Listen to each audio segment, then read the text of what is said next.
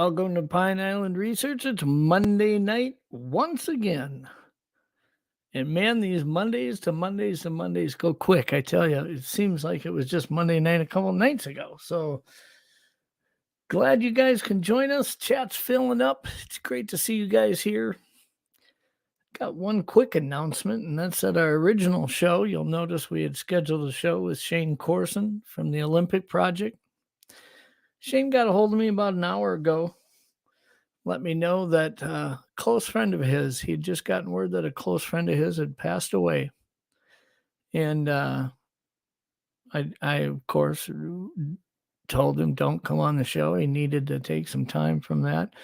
Want him to know that all of us here at Untold Radio Network, I told Doug about it, and the other hosts are aware. We are all thinking of Shane and the family of his friend that passed away, and keeping them in our thoughts. We will work to get Shane on in the next coming couple of weeks. But tonight, hopefully we got a show that we're just going to bring up a topic and talk about the topic. We can expand upon it, let it kind of roam around. Those of you in chat are welcome to join the conversation. Can ask your questions in all capital letters. I'll try to get them up.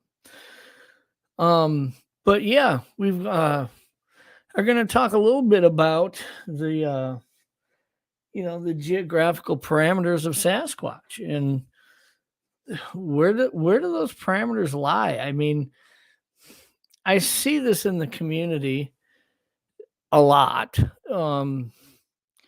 These are things that we're going to talk about tonight. The idea of what is remote, truly remote, and what is maybe more rural or just, less populated. And, but then we're also going to talk about different states, how they compare. We're going to look at some statistics with the BFRO sightings. They probably got the most vast account of sightings and encounters. Talk about the way they classify them a little bit. But, hopefully it'll be a good discussion, and it'll be one you guys can take part in. A couple other announcements. Finished writing a book. It's gotten done being edited, and it's going to be released probably in the next month or so. I'm excited about that.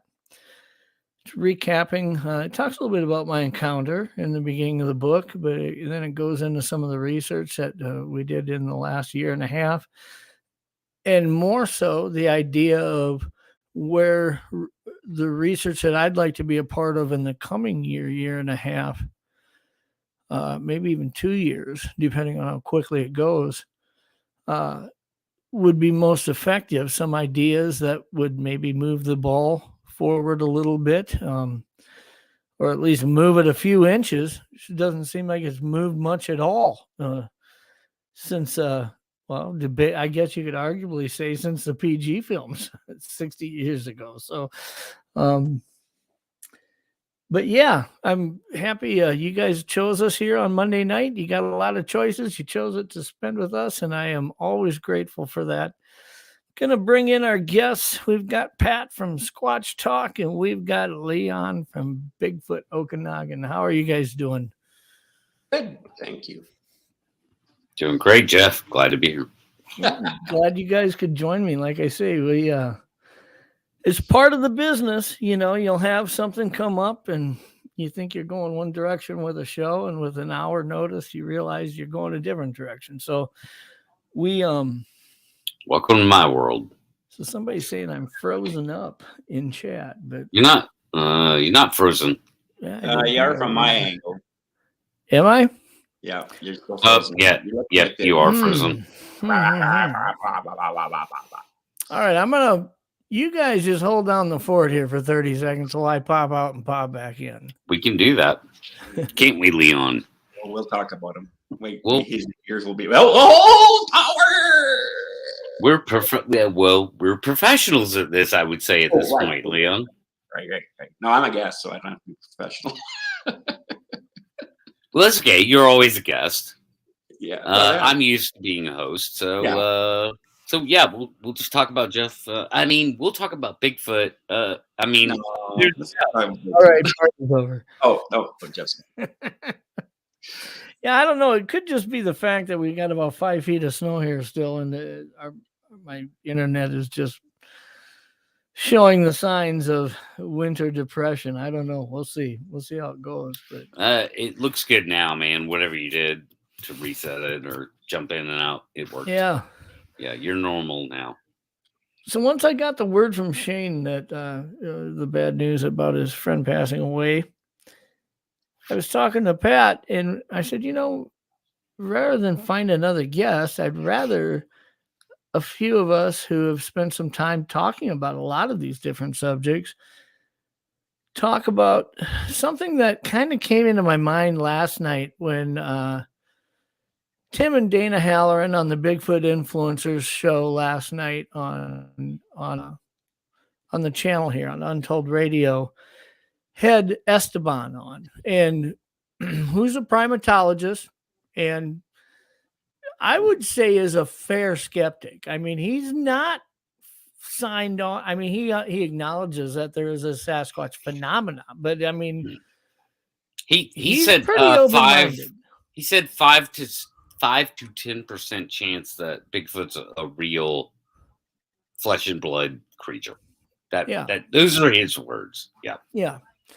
And he's got a lot of experience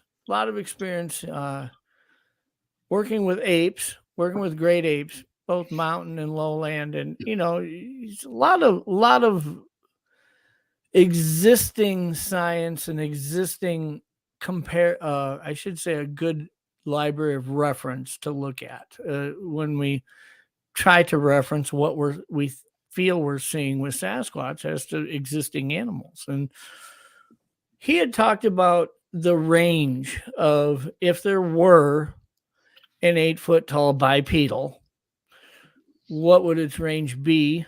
And he brought up some interesting things. He talked about a population of people over 100 years ago, prior to, and I don't remember all the details, Pat, as far as the country and whatnot, but it had to do it involved a community, Africa, an established community in Africa that was driven out of their territory and reestablished, with thousands of people reestablished 1,000 miles away in a 2-month period on foot.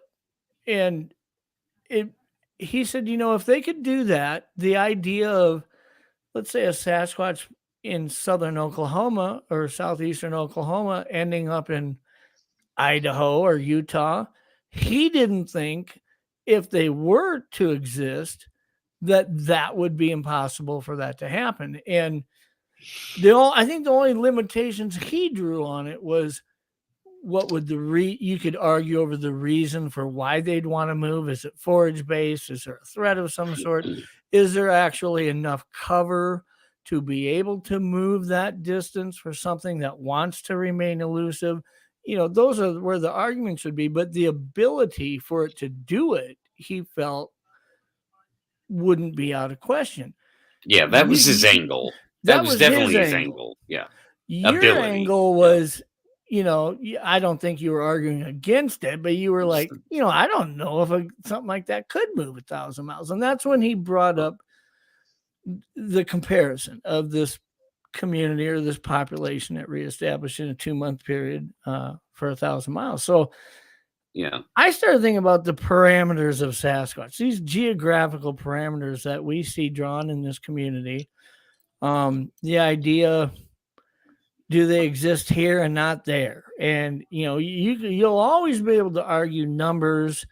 I don't think even people who you would consider, and I don't want to call them experts, but people who are well-versed in the study of Sasquatch would even want to put a number on. For instance, if you ask Meldrum, put a number, how many Sasquatch you think there are in Florida? I think he'd be reluctant to do so. Just there is no algorithm. There is no formula, right? But you had heard something a while ago And we're not sure. I can't remember. I don't know if you had done some research, but you're talking about Grover Krantz. I think so. Had made a comment I'm sure it was that Grover. Yeah. if there was a population of Sasquatch in Florida, they would be in the process of going extinct because there just simply isn't a corridor to get out of the green swamp or the Everglades areas in the southern 2/3 of Florida for them to move up into mid to North Georgia or South Carolina or some of these other mountainous areas because of the rural populations that exist. And when we started looking at that on a map a little bit and having that discussion, it's an interesting discussion. God, I wish I could find that clip. I would. My first thoughts are I probably should have found that clip. It might be in Grover Krantz's greatest hits, maybe. I'd have to pull it up and listen to it. Well, off you air. seen it in an interview that was being done, and yes, this was a while ago. And when you're talking about the number of interviews in the Sasquatch community over the last 10 years, you'd be looking for a needle in a haystack. No, this is back in the day stuff. So this is actually it wouldn't be hard to find. It's just I didn't have the time to actually go looking for it because I kind of forgot that we had brought it up in the beginning of our conversation earlier. But yeah, I think it was Grover. Looking at it now, I'm positive it was Grover. And yes, I will paraphrase him. To say that what he said in that interview, which was a back in the day interview, probably from the 70s, late 70s. He said, well, if they're in Florida, they're going extinct. So he was firm on the idea of they were completely trapped there. Obviously, Florida's peninsula, surrounded by ocean, not navigable by upright walking hominin. So there's only really one way out, and that's through the top north part of the peninsula, mostly Georgia. And so his thinking was very sound, and that had a profound impact on me to think, well, if there are Bigfoot in Florida, they are trapped there. And I've looked into it geographically, and that would seem to be the case. I've made this point before. There's been some goofing around about it. We've had some funny, goofy moments with that, but in all seriousness, I think Grover was right in his thinking. What do you think, Leon? Any thoughts on that? Well, man, I mean, you're a Canadian, so you're up there in Canada, man. What you talking about here? Leon's up there in Canada. Where my brain went to was on the coast here. There's reports of Sasquatches on islands on the coast, and the idea that they swam over to the coast to these islands. Those islands are quite a distance. And if you're in Florida, even though you're surrounded with water and they can swim, I can see them swimming underneath the handle of Florida. If you looked online, Pat, and you looked up world travel in 1 hour, I think there's a YouTube channel called that, and it shows you all the flights on the whole planet that are flying within a 1 hour period. And if you look at the brightest part where all, they have the icons of the planes. So there's just millions of these planes flying in the air. But if you look on the map, the number one area that's totally covered with light from these little tiny airplanes is Florida. Like you can't even see the state of Florida. It's just so much air traffic that flies over it, into it from all over the world.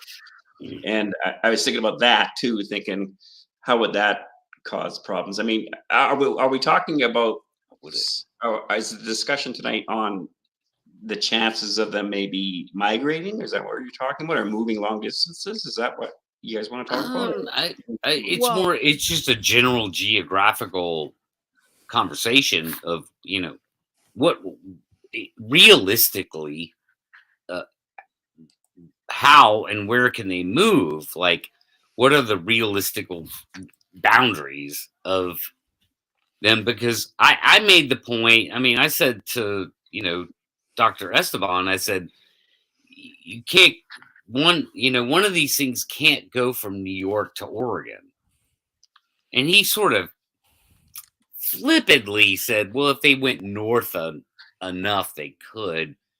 That I was like, there's this thing called St. Louis and Chicago, and the wide open plains of Nebraska and Kansas. Yeah, his rebuttal was if they used the exclusive wilderness of north of the Canadian border, that you'd right. So that means they you have could to go easily extra, find corridors from. They have to go an extra 1,000 miles out of the way by arching over, And to his point, yes, you could move from the east coast of Canada to the west coast and absolutely remain in wilderness the whole way if you wanted to navigate the question that I would have is why?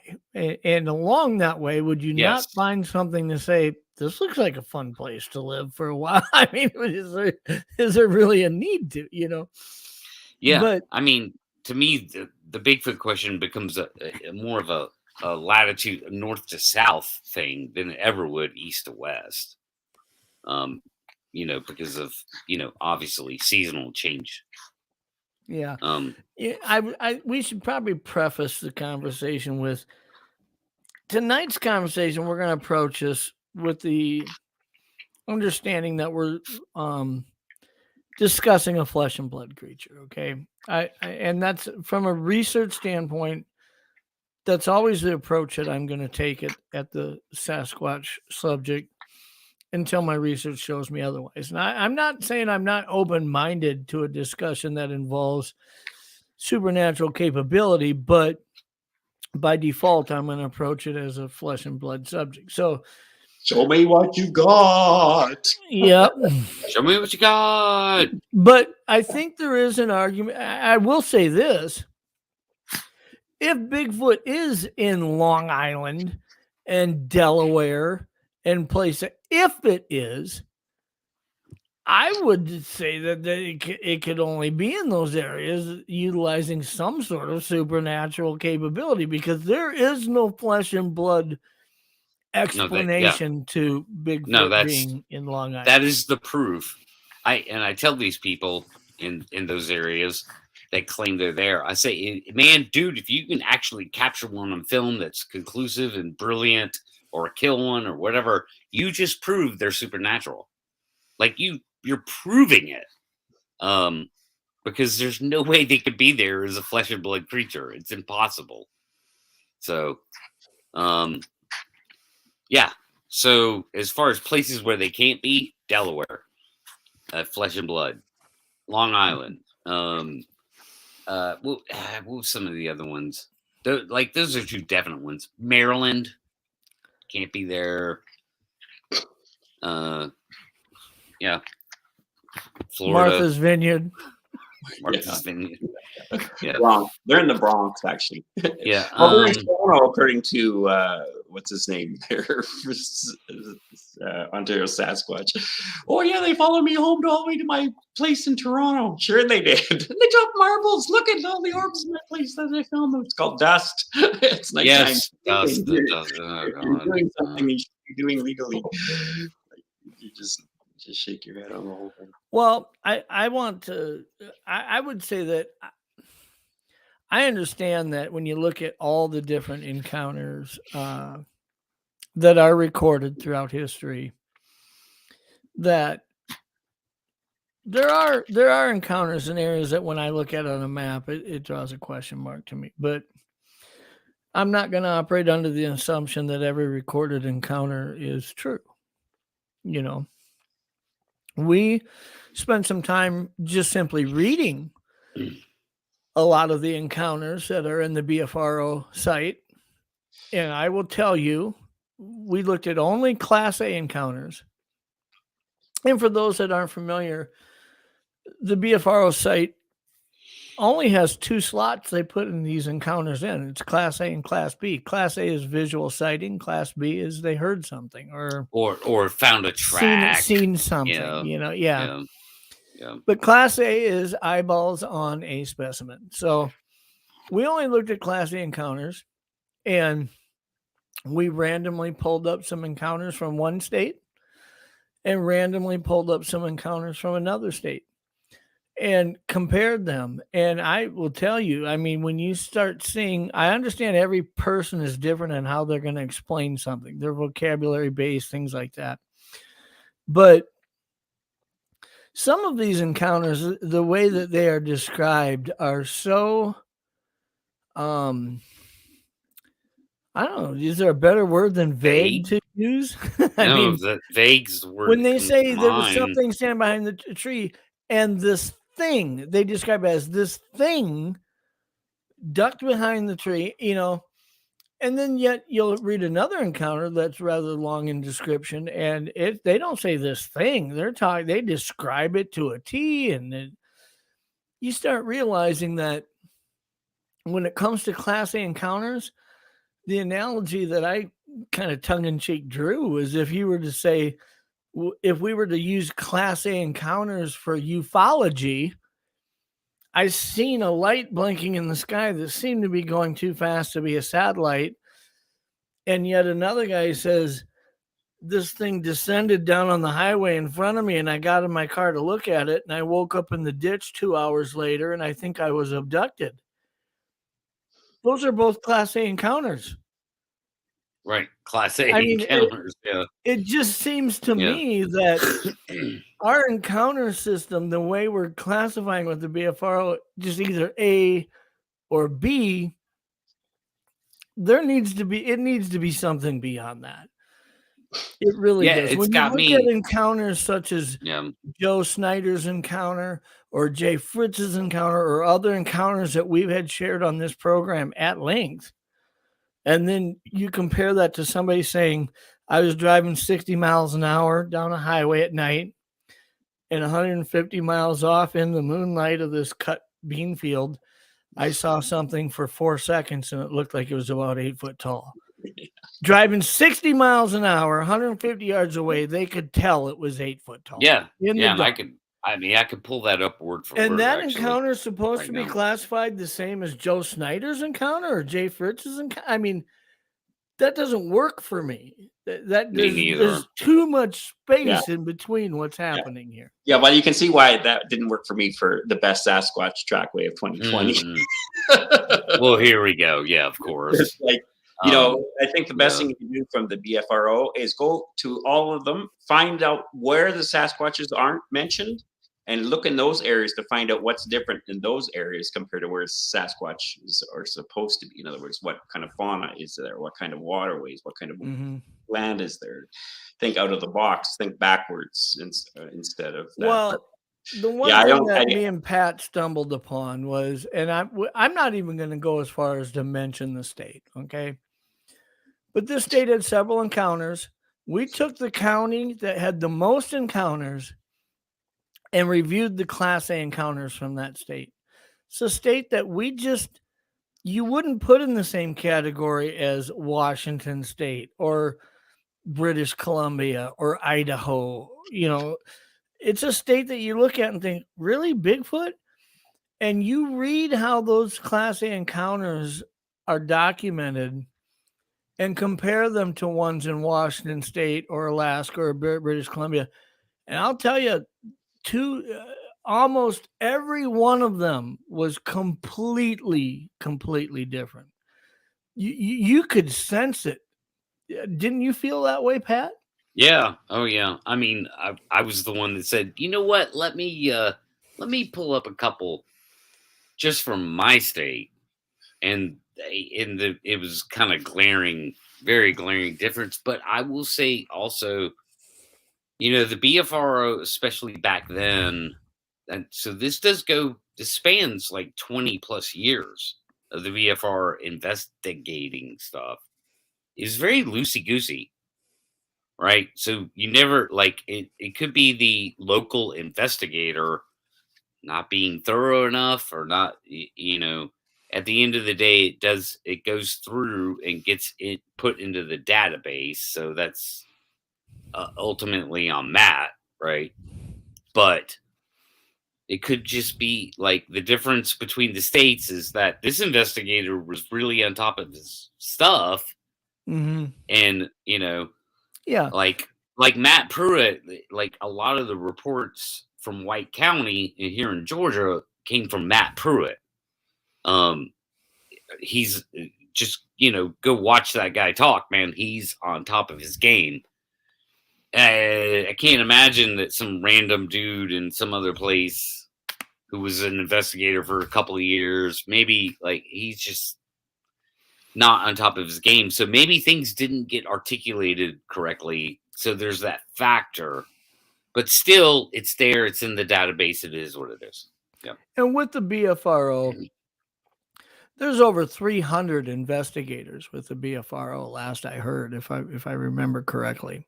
And they come and go, though. There's no way they're all created equal, and they all don't have the same life of reference that they're using, and they all don't have the same skill set when it comes to a simple investigation. So, I mean, you're always going to have some variance in how well, let's say, it was done, that follow-up. When somebody says, hey, I believe this guy, compared to what? I mean, what it takes for you to believe him versus the other 299 investigators might be quite different. Who knows? To me, it was the thoroughness. So, well, I think the thing is, it worked for its day. It doesn't work today. There's better questions that need to be answered, and I think that the standard in that whole thing should be raised up. There's a lot more better questions we would ask today than when that site started going, and it's had its purpose at the time, and I certainly can tell it's not effective today, because I wouldn't have had that incident I ended up having with them. And I just think it's a great idea, but it's got to be upgraded. Everything's got to be upgraded, and because it's just like, we can sit here and talk about it, right? There's no certainty of it. We don't know. Yeah, they're all trained, or they go to these workshops, and then they're part of the BFRO. If you were to go back in time when the BFO started this library of encounters, they had to start somewhere. They had to start with a system. They had to come up with a system. And my point is since it was started and where we're at now, as the system changed, as the way we identify encounters, the way we classify these different experience levels and these different descriptions. And is there a way? Do we even vet them differently? The list of questions you asked 15 years ago, have they changed from the list of questions you ask a person now? I don't know that they really have. Depending on the person, right? Well, I think the capacity to ask the right questions the right way has changed. That's what I'm saying. There's a bit of a upgrade in the conscious. I mean, just look at how videos have really adjusted. Look at how these channels have really started to evolve, and that ends up happening with any kind of system. You go back and watch a 90s show, a series from 2010, you can see, you remember being there in that, but it's just old. It's evolution. Yeah. And so the idea about, moving it down the ball on the field or the puck down the ice, it's the idea of you have to learn to be flexible and adjust yourself. And I think that's one of the things. It's a great idea. I think somebody else should be doing that same idea, but just do it upgraded, because it's going to be an old car after a while. Mm-hmm. You won't, but if you have, I think that's one reason why we have a group of our channels that are kind of trying to, there's this other thing that's growing in the community, and it's about, listen, I just want something solid. Is that really too hard to ask? Instead of just puking on narration all the time. Oh, sorry, Pat, did I offend you? Oh, there you are. Okay, sorry. I thought, oh my God, I offended Pat. He's so emotionally. I'm out of here. Can't take this shit. I'm the Island Boys, man. I'm out of here. For those listening on podcasts, Pat just blipped out of the screen for a moment and then reappeared back in. So. No, for some reason, when I stopped can, it takes stepped into a portal. Must have happened. Portals. I figured them out. Come here, Pete. Yeah, I figured them out. No, you're right, Leon, about evolution and things change. And you got to remember, like, for what the BFR wrote was, let's say in 2005, was actually a really good, positive thing. I think there, but it was what it was, man. It was Well, a an lot of people, outsourcing, a huge national outsourcing of a flood of reports because, once Matt flipped that switch on, he got them. Like, he got the reports. Like, yeah, I and mean, yeah. right. But a lot of people at the beginning, from what I understand, talking to Thomas and Jerry and those guys, well, not even those guys, but a lot of the people who first had the original idea for that, they left the BFRO because they're dealing with that same person I dealt with. sure, but And they, and many the didn't. reason that we're talking today, and that's what I mean, is there's nothing that's you have a segment of society that's a little behind where the curve needs to be. But once the curve starts, the people who are so used to this behind part, they react to you, kind of fishtail behind you, because they don't understand. Well, you have to change the course. I mean, we all know, if all we've got is the Giblin film, really, 54 years, we got one film, but 54 years. And now, anybody, if you were studying anything after 54 years, unless it's something pretty deep in science that might take a few generations, you would first ask yourself, are we missing something? There must be something we're missing. I think most of us know what we're missing, but I don't think most of us are equipped in education of knowing how to find what we're looking for. But we're all talking like we seem to. When there's a lot of mumbo jumbo terminologies that are out there. And it's, again, like, I have a friend that they're a talker. Like, they just talk. They can't handle empty space. and that friend there, the reason why she's a talker is because if she has this disorder in a way that if she stops talking, she loses control. And that's what we're finding here, is people that are doing this narration of this Kool-Aid ideas. Look at it. I'm not saying anything bad about that. Just vet it. Vet every information. No sacred cow. It doesn't matter if I say it or anyone else says it. If you're saying this is this, then explain why it is that. Just don't say it is. That's normal. Well, I don't know why everyone's so afraid to kind of address it and look at it that way. But everything I've ever learned about myself, I learned because I was wrong. I learned through my wrongness what my rightness should be. Right. And it's the same way with this kind of thing. It's like, why are we so afraid? Well, because I think the genie might be out of the bottle that we've been kind of conned to for the last few decades. Yeah. Like, there was 3 shows that were on one night. I think it was on, I can't remember. I don't usually watch these shows, but I couldn't watch. I just couldn't do it. I just couldn't do it anymore. Like, because they're going on with this mumbo jumbo, blah, blah, blah, blah, blah. And I just thought, I just can't do this anymore. I'm not going to pretend that delusional style of thinking, and we all have delusional style of thinking, but that if it's delusional style of thinking, I would rather have you say, Leon, that sounds a little delusional. Oh, really? Might buck you a bit, but if you come up back with something good, I'll probably go, well, fuck yeah, totally. I'm delusional, man, on that one, which I have been in the past, because everybody's capable of that. Yeah. Well, I mean, I'm fessing up. I'm fessing up that, I was fortunate when I got in, I drank the Kool-Aid of what the narration was online. These things represent that. These things hey, Joe, that kind of stuff. But the bottom line is none of it did. None of it did. And yet they're still saying it does. And I'm still saying, can you show me why it does? No, we're just saying it's this, and this is it, and that's why. Joe says, I'm glad Leon said she. I was feeling attacked there for saying he said she so that everybody wouldn't know that he was talking about you, Joe. Now, way to go. Just let him know. Well, to me, it's so I want to know how many people have had what I consider Class A sightings, which is absolutely 100% no doubt what you're looking at kind of sighting. I think that's what we were discovering earlier, Pat, is you've got, I would say, let's move Class B sightings and call them Class C. And then to replace the Class B, let's put all the Class A sightings that say, I saw it for 3 seconds from 250 yards away across the road in front of me. It's those who have had time to really analyze what they were looking at, not just in their peripheral, not just a glimpse for a second. I think there's got to be a difference between that. Yep. Yeah, there's a huge difference. No pun intended. I hate puns. Puns are the lowest form of humor. And you're going to use one. Go ahead. No, but a sighting. I'll just use Joe as an example because it's a great example. Joe's encounter is with Rasta is a great example of I'm standing here, you're standing right there, we're looking at each other in the eye.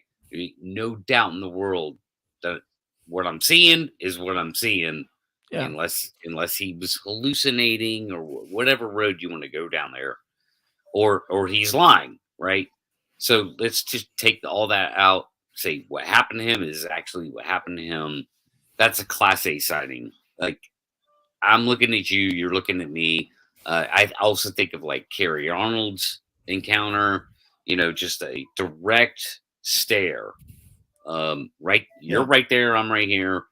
Jeff, of course, you fall into that too. I don't have to use Jay Fritz's encounter would fall into that. Jay Fritz, I don't think he misidentified walking, circus bear that got escaped circus bear. Probably not. And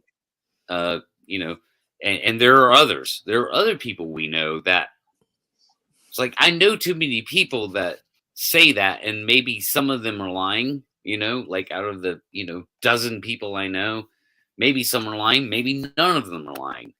All I know is that not all of them are. So those Class A encounters, that's I want to know. I want to get to the nitty gritty, like how many of those have actually happened, and I still think even after some discouraging sort of looking deeper into the BFRO, I still think we're in the thousands. There are thousands and thousands of documented encounters like that. There has to be. Yeah. I think that there's an awful lot of, I think it was Caillou had mentioned earlier in a comment, you've got the BFRO's set of encounters and then their documentation, but then you've got, look at 900 and some episodes of Sasquatch Chronicles. You've got however many are just displayed throughout YouTube. I mean, you've literally got, 6,000 to 7,000 encounters documented just in the last 50 years. We're not talking about folklore, back on a totem pole somewhere. We're talking about in recent history. Okay. So when you start going through that, I think anybody who's spent any time listening to Sasquatch Chronicles and listening to episode after episode, out of, let's just round it up to 1,000. Let's say there's 1,000 episodes. I think it's 900 and some, if I'm not mistaken. I don't know. But I could probably pretty easily, if I had the time to do it, go through them and say, here's 500 of them, which I'm not saying they're BS, but I have concerns about, whether it's the descriptives, whether it's the, whatever. I could take half of them and say, I don't know. But the other half, I'm looking at saying, I don't have anything that's setting off the red flag. Now, there's a lot of them that, because that experience has never happened to me, by default, I want to say, ooh, I don't know about that. But I have to avoid the whole fact that because I haven't experienced it doesn't mean that you couldn't experience it. So you start looking at how many encounters are out there that is, as well as you could vet just a story, you might get rid of half of them, but you're not going to get rid of all of them. You're going to have a substantial number, thousands of them left. That I agree. Makes you wonder what are we dealing with here? I mean, if you get rid of the ones that you consider suspect, that's fine. But what you got left in the bag is an awful lot. Yes, I was moved. I was just going to say, but Jeff, the thing with you and Joe and Jay is if someone's telling you a Sasquatch story, because you're going to look through it through a different emotional filter. The person telling you that story, definitely. that you're going to just sniff that right out. Like you're going to just think there's something that's not connecting. His mouth's saying the right stuff, but his emotions don't. I'm sensing that he doesn't have that same emotion that I would have in that scenario, and he like I don't know, like I don't know why, and I'm going to get ragged on, but I don't care on this one. I don't know why it is in the Bigfoot online channels, because I look at a whole bunch of different styles of channels, but the Bigfoot online channel, a lot of times it's childish. And that, I'm not trying to be nasty or mean, but compared to other channels that I watch where they have disputes and that kind of stuff, and they do the same thing we're doing. They have sometimes 5 people on, but it's all playing idea out here. Let's look at it. Let's see what we're trying to find out and stuff like that. That doesn't matter what the topic is, because everyone's trying to help each other out. For some reason in this on the online scene, though, there's just so much temperamental. So if I send a message to somebody about, like, again, it's the 10th time I've seen a video online saying, "Oh, what do you guys think?" That video has been online 10 times over the last 20 years. Yeah. No, I agree, Leon. If you look at other channels, and I know what you're talking about, because you watch a lot of different stuff on YouTube. As far as channels that are really devoted to human behavior, psychology, things like that, as well as Bigfoot and other things. At least 100 but hours. if we were to try to keep it in the discussion of the Sasquatch phenomena, if we were to look at other phenomena, whether it's ufology, whether it's ghosts, whether it's whatever, when you see these disagreements come up in these communities, it seems like there's a pretty good chance that on the backside of it, it's at the end of the day, we'll agree to disagree. And in our community, on the backside of it, if we don't agree, I'm going to cover you in gasoline and I'm going to light you on fire. It feels like that, doesn't it? Yeah. Well, I think that's what I'm saying is, it's, to me, it's like you would ask obvious questions if this was any other kind of environment. And no one in any other environment would react this way, except the way we're seeing it on here. And I think the idea, again, that's why I always say these phrases like, "Tell me how you know it's a Sasquatch." Just don't say that's a Sasquatch. Well, this tree structure's a Sasquatch. How do you know that? Tell us how you know that. Yeah. I can guarantee you, if they're honest with themselves, which they probably couldn't be, and not all people, by the way, because I know there's a lot of great people online that can be this way, because you guys are on there, and Nikki and everyone else kind of thing. But the bottom line is they wouldn't do that, and they'd be okay about not being able to tell you. I don't know if it is. It just looks interesting. It just like, even Matt, it looks interesting. It's like forest language. I don't know what it is. It just looks interesting to me. That's a good hunch. That's where you start a hypothesis out, or that's where you start any idea out of investigation. But not to go to, hearing parroting. And that's, again, what I'm saying is 99% of the time, if you anchored them down, they heard it on a video. And that's what I got sucked into at the very beginning. It's all BS. None of that stuff. We are wasting our time if you keep following the wrong evidence, and it keeps being narrated as if it's the right evidence. You're way off target already. You started off. You brought up something earlier when you had mentioned, when it. I'll be right back. I'm talking. Yeah. I'm listening. When you said when it comes to me or Jay or somebody who's had an encounter like that when we hear somebody sharing their story or their encounter or their account of something that happened to them, that maybe it's easy to flip that red flag up. If I'm being honest, the part that really I trip up on with people when I hear people share an encounter or an experience is the inability to account for detail. That's a big thing for me, because when I think of back 30 some years ago to my encounter, I have a hard time sharing my encounter and telling people about it and leaving out a detail, because it's like it's just etched there. And I've thought about it so many times over and over since then that I can't get rid of what happened to me. It's just stuck there. And I know that it's that way for Joe, and I know it's that way for Jay and others that I know that have had encounters like that. So when somebody is telling me about something that happened to them or something that they saw, and they use when they say this thing ducked behind a tree or whatever. I don't get that. I understand that some people, maybe that's just how they're going to describe it. It doesn't mean that it's not true. But for me, it becomes that red flag that I have to try not to flip up prematurely, because when you have an experience like that, those details, I could never refer to this as a thing. I know how tall it was. I know what it looked like. I know what color it was. I know it wasn't a thing. There's 1,000 descriptives I could add to this, and I can't just call it a thing. Okay. You know? Would you, Jeff? Would you have?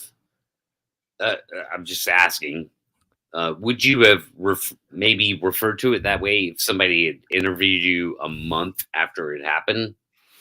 Yeah, I mean, I may have, just because my encounter happened with, and I've shared, those who have heard me talk about it at length, I didn't grow up in a family that had people who had experienced a Bigfoot encounter. I didn't grow up around people telling me stories around the campfire about Uncle Bob saw this. You know, this was as foreign to me as foreign can be, you know.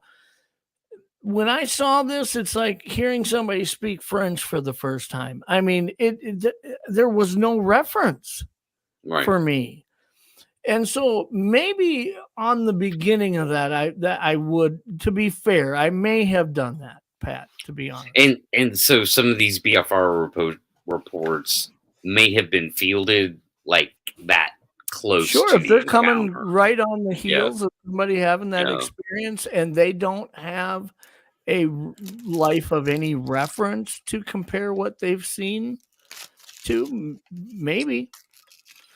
Hey, Joe, welcome to the show. Hey, Maybe. I mean, I had to pop in just because you guys mentioned my name. Yeah, I'm sure your nose is itching. But look, there's also one thing I've never heard anybody mention, and I can't believe that I'm the only one. That there's still moments, man, and there's still moments where there's a little thing in my head that will go, "You're fucking crazy, man. You're all fucking crazy." Shh. Now I know that's not true. Can't say that. I know that's not true, but if I were to say since that day that I've never thought, are you all right in the head, dude? I'd be lying. I'd be totally lying. There is a little nagging little voice, it pops up every now and then, not all the time, because I know, as you said, Jeff, I know what I saw. It's 40 feet away from me. But there's still that little thing, man, because we're dealing with something that hasn't proven to exist. And I could see the evidence right before my eyes, but because of the way the phenomenon is, it's like you're still going to have that, at least for me. I mean, if everybody else is so damn sure, but there's still that little tiny itty bitty part. There's one way to be sure. You're fucking nuts, man. Well, and Joe, I think that's why Joe, I can't have you say that word on here. To see that again. Yeah, so there's one way to be sure that you're not nuts and everybody else is not nuts, is that it's the environment. So nobody's saying this happened to them in the shower. I'm not saying everybody's nuts, man. I'm just saying that I'd be lying if I said that there wasn't that occasion every now and then. Something still makes me question whether my sanity is really fully still with me. How convenient that it happened out in the woods, in the environments that every other person on the planet says they see a Bigfoot. How convenient that is for you to be nuts. What a weird coincidence, right? Yeah. Yeah, so just the fact you saw them in the place they're supposed to be means you're not nuts, man. Well, I guess that'd be different if I saw one in my backyard. That's someplace I would never expect to ever run across one. Yeah, or again, your garage. My garage so would be cool, but So if you start telling me you run into a Bigfoot in your garage, I'm kind of gonna go, hey, Leon, Jeff, let's talk real quick about Joe. Intervention. Yeah, you're dude, nuts. if I Sorry. ever say I have a Bigfoot in my garage, I'll have clear video of me and him playing poker Yeah. together and drinking Genesee beers. Well, Okay. you Or know, him having his way with you. Or her having her way with you. Well, if he that's really the- wanted there's a to, whole- I guess there wouldn't be much I could do to stop it. But Yeah, Molly would like it. Oh, a threesome. All right. there's a whole It's a Peter Kane video all of a sudden. Yeah. Peter Jane. there's a Sorry. fine line when you're trying to analyze that, Joe. I mean, for me, and I've had this talk with Pat, and I think I've talked to Leon about this too. It is when I tell you what I saw and I describe what I saw, I know Pat has asked me, well, what else could it have been? And I honestly, when I tell people, I'm 95% sure that it was a Sasquatch. And people say, well, how could you not be 100% sure? You were 15 feet away from it. It dropped this log right at your waist. I mean, how can you not be positive? And that's my answer is that everything that I look at in comparison in my life, what I've learned about this subject, what I've heard from others in their accounts, what I identify as Sasquatch, and I look at what I saw that day and say, that's what it was. I can't say it's 100% because I don't know. I leave 5% room that You could be nuts. no, not really that, because I know that I wasn't under the I'm just- influence of anything. I'm just kidding. Man. But how you when know I you're- look at some of these human features of it, the ears, the nose, the so many comparisons that I just think, is there a 5% chance that I looked at some type of a human that has somehow developed out of its niche? And I know that sounds crazy, but I've said this before. If you looked at Aborigines who grew up around people who weren't taller than 5 foot, or whatever, and then they see Shaquille O'Neal walk into camp one day, they're going to look at him and say, this can't be a human, right? Like, this is completely unfamiliar to me. Sure. And I'm looking at something as tall as it was, with the body mass that it was, but with so many human type features. I leave 5%. I got to leave a 5% sliver that I'm not positively sure that this was what everybody else is saying they determined to be a Sasquatch. Was this a human of some something that's simply gotten out of its niche, that developed beyond what I'm familiar with? And I can't say absolutely positively no to that. I'm pretty dang sure that that's not the case. Right. But I don't have research to prove that that's not what I was looking at that day. Yes, the proof the not. I give it a 5% chance. My 5% chance for you, Joe, and Jeff, is that if somebody they were shooting a movie and you were on the on the back side of the movie, and the actor was screwing with you in character. That's my 5% chance. Yeah. Well, look, the movie never got released. That's the only thing that keeps is, like you said, man. I don't have another box to put it in because I know what it wasn't. I know it wasn't a bear or any other animal, and it certainly didn't look like a normal everyday person. Whatever its features were, all I can say, look, I'm the guy I'm the guy in this that knows the least about Bigfoot out of anybody. And all I can tell you is that what it was a hairy ass hominin. That's all I know.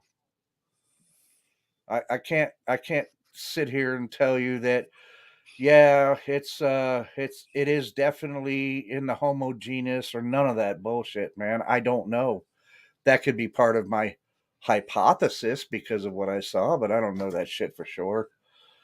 You know, but yeah, I mean, that's the only thing that makes me go, yeah, you know. Yeah. But there's still, that little bit is like, are you absolutely I think positively you need to sure? back up a little bit. There's nothing abnormal about second guessing something that you saw for sure.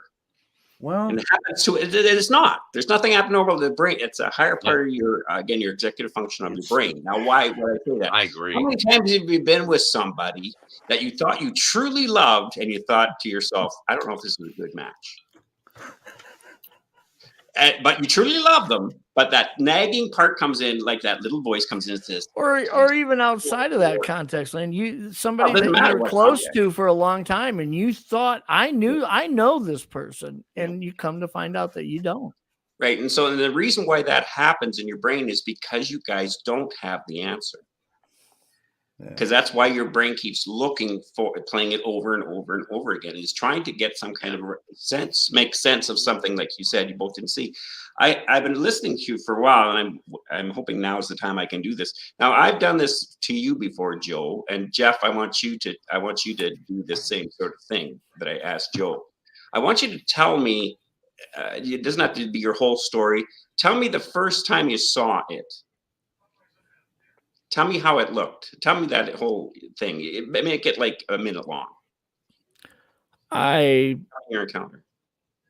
Or sorry, first time I saw. I'll skip by the whole looking into the woods, assuming that I'm going to see a bear. When I turned around 180 degrees, looked back up the trail, and was staring right at its thighs at eye level. It stood about 2 foot above me in height because of the slope of the trail. It was about 15 feet away, looking right at its thighs. And I'm looking at what appears to be in circumference like 2 5-gallon buckets next to each other. I mean, that was the size of these two thighs. I didn't look down at its feet immediately. I'm start looking up its body, and I see its hands. I can see its fingertips. I can see fingernails that don't look like fangs. They look like large human fingernails resting about its hands about 3.5, 4 foot apart, holding a birch log at its waist. Wait. Slow down. Are the fingernails black? What color are the fingernails? They were. I don't know if they're black. The hair on the back of its fingers was very, very. I don't want to say it either dark chocolate or black. It was very like a dusty. It wasn't like that. It wasn't like flat black color. Yeah. And the nails were lighter than that. But I don't know. I wouldn't say that they were the color of human nails either. No, that's all I want. I just wanted to kind of get into the story more. That's the only reason why I interrupted. Go ahead. Keep going. The other thing that I notice is as I'm looking up its body, right above the log is where I'm seeing where it's the bottom of its rib cage would probably be, not its stomach, but like the bottom of its chest. And it's as wide as I'm looking up. It stays the same width. I mean, there is no curve or hourglass. It is just like barrel chested. As I'm going up, I see at that point, I see how long the elbow to the shoulder is. And by then I'm leaning back, looking so far up that when I look at its face, I just see what looks to me like dried dirt. I mean, the color of its skin where there wasn't hair around its eyes, on its nose, around its mouth, there was no sheen to it. There was no gloss to it. Like we have that shine of skin oil. It was just like dried dirt. And you could just see it didn't look glistening at all. And as I looked at it right in its eyes, that's when it was over. Wait a second. Slow down. Okay, so what can you see it right now in your eyes, your mind's eye? What's it look? What is it you're looking at? try to get yourself emotionally right back there and look at it for the first time and go, what is it I'm looking at? I'm waiting for that response.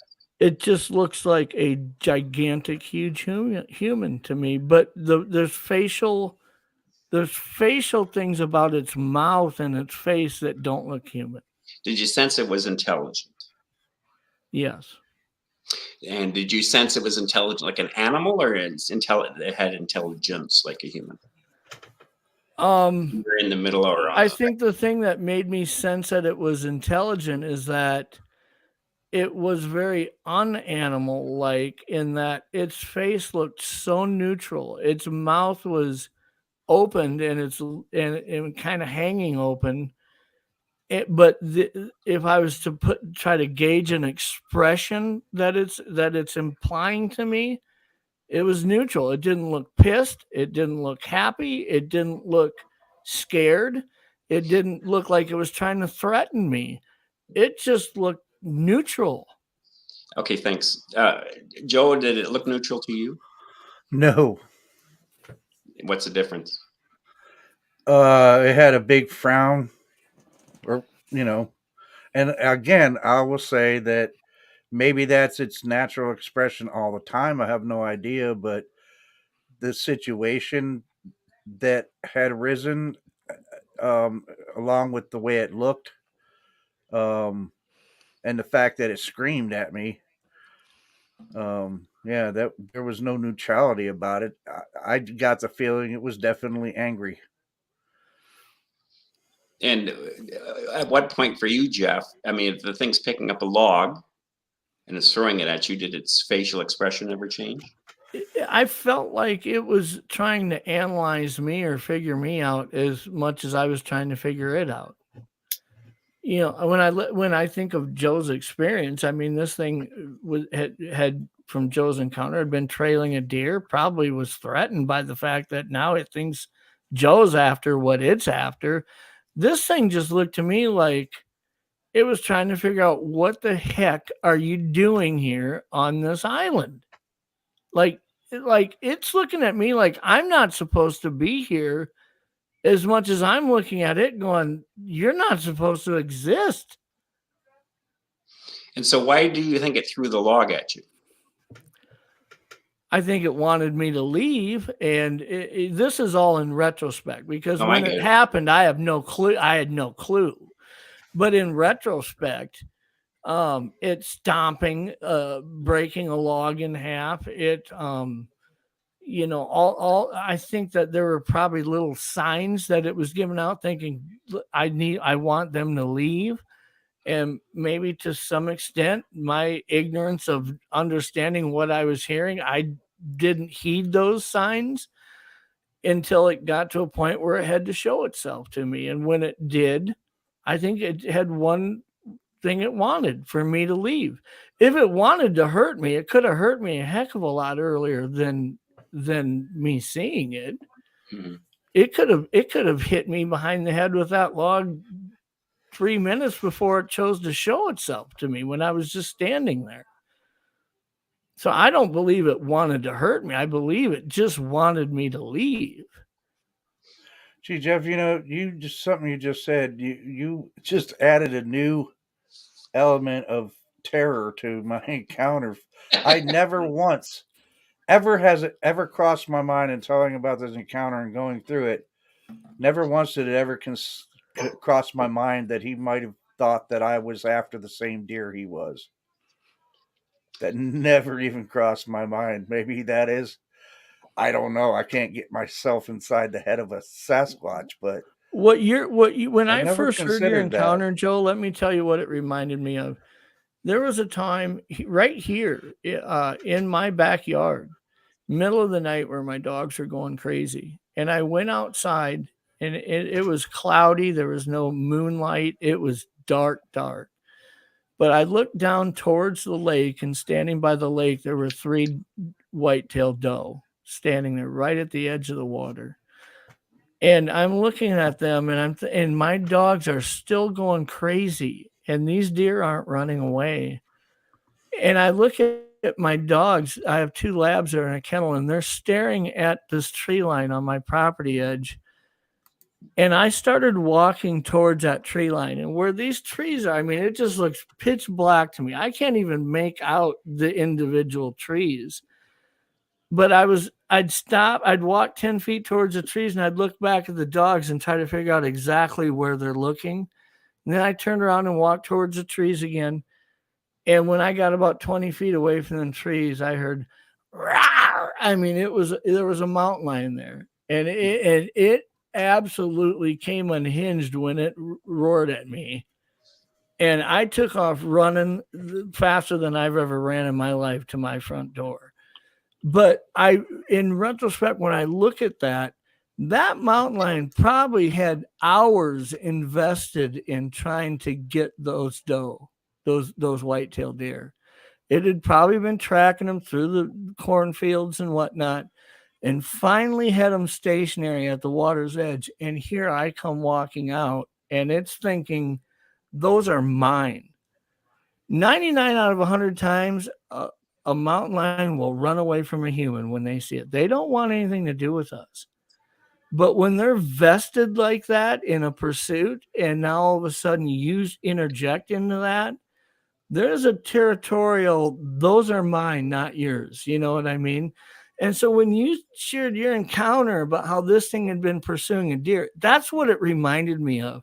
Is it may have perceived you as a, maybe not as a threat. It might have known, I'm going to get that deer, not him. But the fact that you interjected yourself in that process of trying to pursue that deer, you automatically became a threat, perhaps, to it. That could be, I suppose. I mean, or at least perceived as one, you know. You weren't just a human that it could have easily stepped back into the darkness or into the trees and avoided. It wanted that deer, and it felt that deer belonged to him. He had put the work into it, and now here you are. So, you know, it just reminded me of that element, that mountain lion experience. And yeah.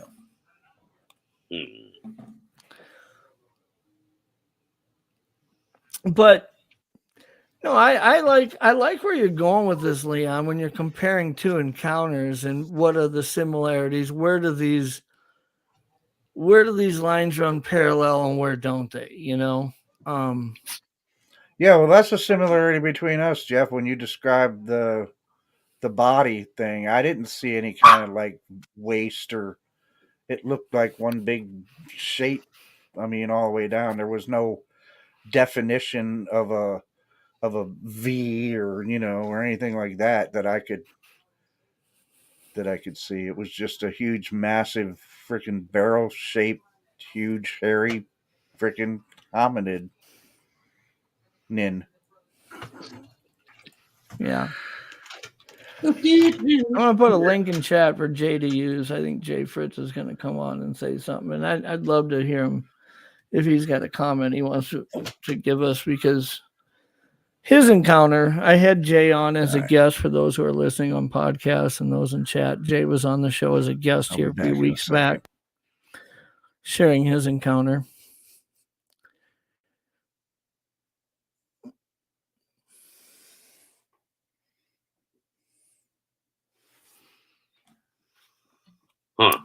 But yeah, no, it's I would say that, I don't know, you know, that's always been something that I've found fascinating when I hear other people's encounters, which usually entail something that wants you to leave. They're going to look a little aggressive. They're going to portray maybe some unhappiness or displeasure with your presence there. And that was the weird thing about my encounter. I just didn't sense that this thing was angry in some way. It looked bewildered, almost like, what? But now this comes on to something we were talking about earlier, Pat.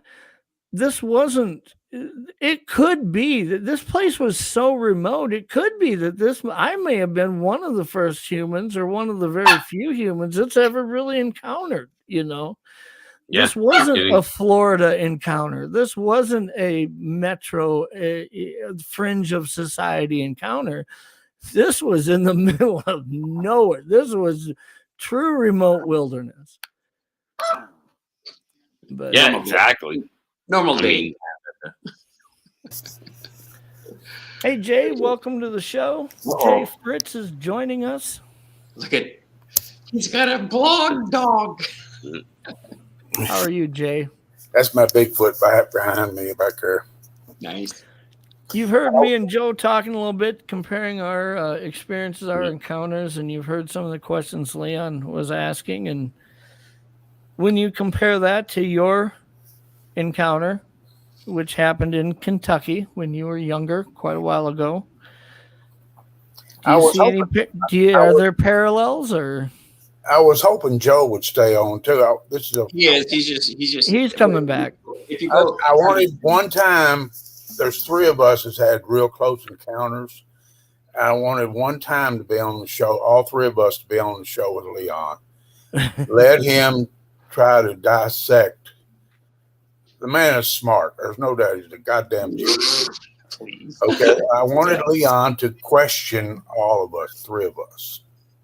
Well, and I think that we've finally gotten to the point where that would work. And I'll tell you why.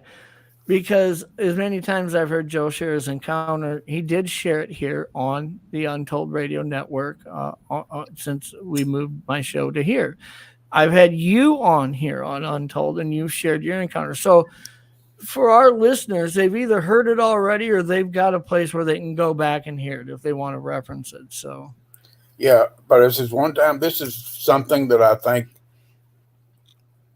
the people that we talk to every week on different channels needs to hear all three of us, and even more if we could ever get more to come on. I'd love for Prophecy to be on here with us. Yeah. Donald and others Donald, who have had encounters. just all of us on here, a bunch of us that have had very close encounters with these things. Okay? I will say this, that in a conversation like this, when you're recalling something like this, it does get emotional, and it gets it's hard to keep a filter. I understand and I'm just asking us to try to be mindful of that, since we're on the of course I understand. If anybody understands that, I do. But yeah, no, I think I am glad that you and Joe are both here, and we're here with Leon, because I think this could be an interesting conversation. Well, Leon brought up, he was talking to you when I was trying to get you to post a link. What did you see? He was trying to bring it out of you. I'm going to tell you what I saw. I can see that thing. I'm looking at a blank wall in front of me, and I can see that thing standing right there in front of that blank wall, just like it was the day that thing ran across in front of me. People know, I'm going to make a comparison here. People watch, millions and millions of people watch football, and they see how huge an offensive lineman, 340 pounds, 6'7", 6'8". Just imagine something a foot taller than that, weighs 300 to 400 more pounds than that, has, the one I saw had solid black hair on it, and ran a probably 3.040. Okay, just imagine that in your mind. Of course, I didn't see mine face on like you did. All I saw was the profile when he ran by me. And you see something like that, you never will ever forget it. Okay? I won't forget that face. I can tell you that. I think that's for the short time that I got to actually look at it. I was concentrating so much on the face and trying to see it within the few seconds that I was able to see it before I freaking got out of there, I won't forget it. It was just because I've never seen anything like that before. May never see it again, but Well, I'll never forget you it. and Jeff had a more, I don't know if the word's threatening experience, or do we call it? I never felt threatened. I don't think that thing even knew I was in the woods. To this day, I don't think it even knew I was present. But being an 18-year-old kid, to see something like that was never even brought up at the time I saw this thing in 1966, that thing was not supposed to be in the woods. That thing was not supposed to exist. And for an 18-year-old boy, you're not a man. I don't care what anybody says. When you're 18-year-old, you're still not a man. When you see something like that, it shakes you in your boots. Well, it changes your version of reality in a quickness. Yeah, absolutely. It wasn't supposed to be there.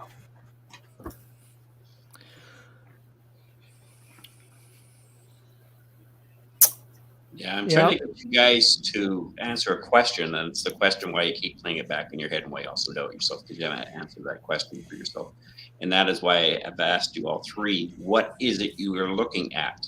You have to formulate, figure out what, some way. Again, you only have resources that you have in your file in your brain, and that's why you got blocked.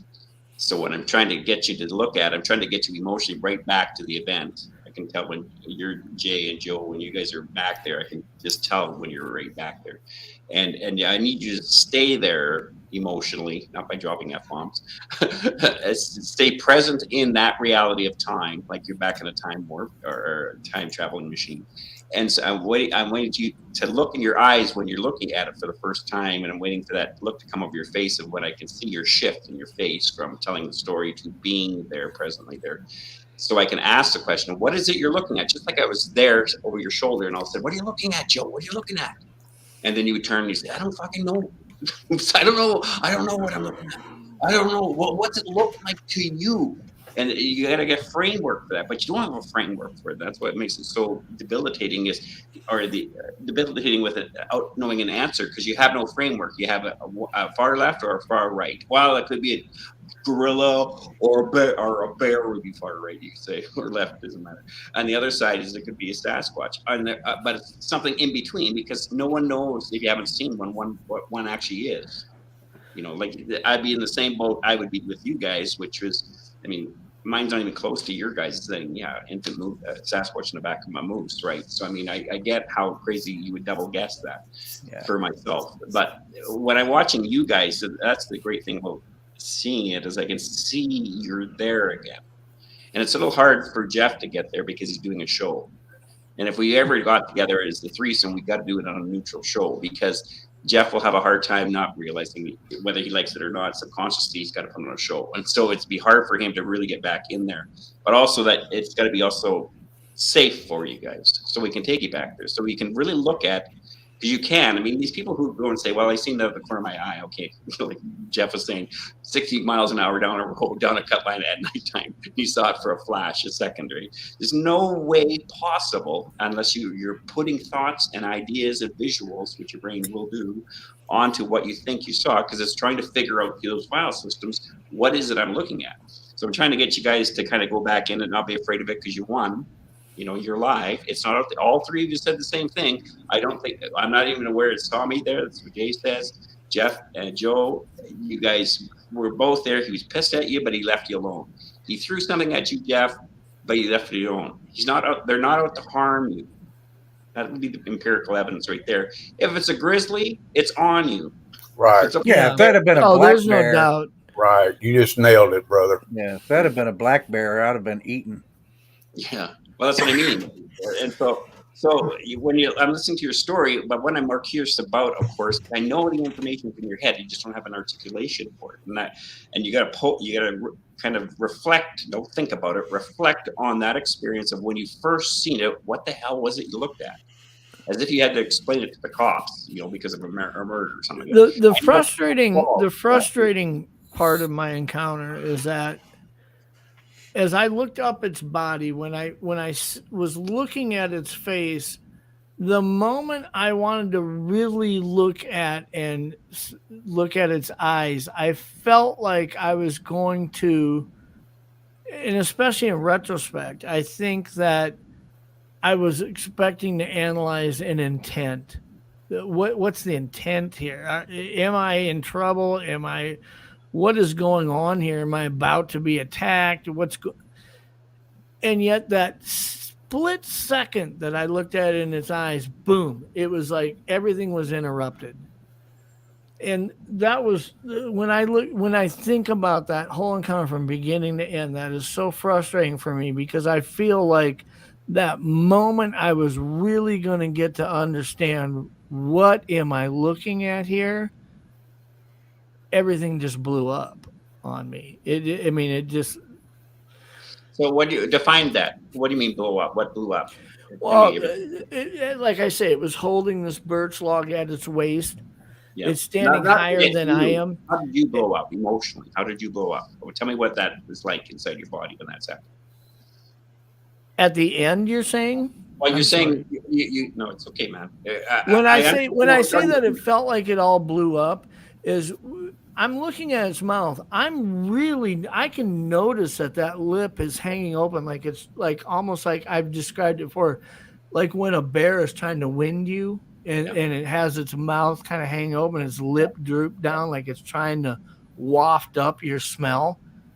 It looked like it was doing that with its mouth. When I looked at its nose, I could see the crack lines in that dried, dirt-looking skin. And as I'm looking at its eyes, boom, it shucks this birch log that it's holding that's about that round right at my waist and knocked me off my feet. It's like I felt like the moment that like everything was building up to, I'm going to see its eyes and really understand what's happening here. And boom, it's over.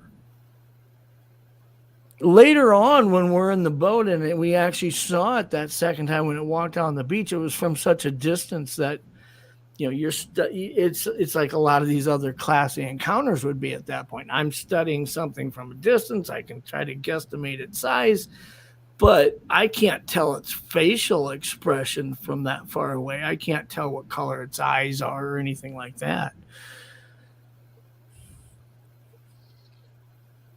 Jeff, didn't you say that there was something dead on like a deer carcass or something on the island? No, well, what we done is when we were there was a bear that had ran out of the tree line way down the beach from us once we were in the boat. And this bear started walking up the beach towards us as we're all freaking out trying to get the boat started. And this bear looked at us as if it just kept, it wasn't running, but it was just a steady saunter towards us, like it was relieved to see us, which really seemed odd to me. It wasn't a fully grown, it was probably a 2-year-old bear, and it was missing a paw. So I don't know if it gotten caught in a trap, chewed its paw off, or if it was attacked by a boar when it was a cub, or how it would have lost that paw. But as it got close to us, Jamie had taken a northern off of the stringer and threw it up on the beach. Oh, okay. And this bear picked it up, bit the head off of this 4 or 5 pound northern pike, just chomped its head off and sat there chewing it, staring at us. And all of a sudden, it turns its upper body towards the tree line, drops that fish, and takes off running faster than I've ever seen a bear move. And we get the boat started and back away from the beach. We're like 70, 80 yards out now.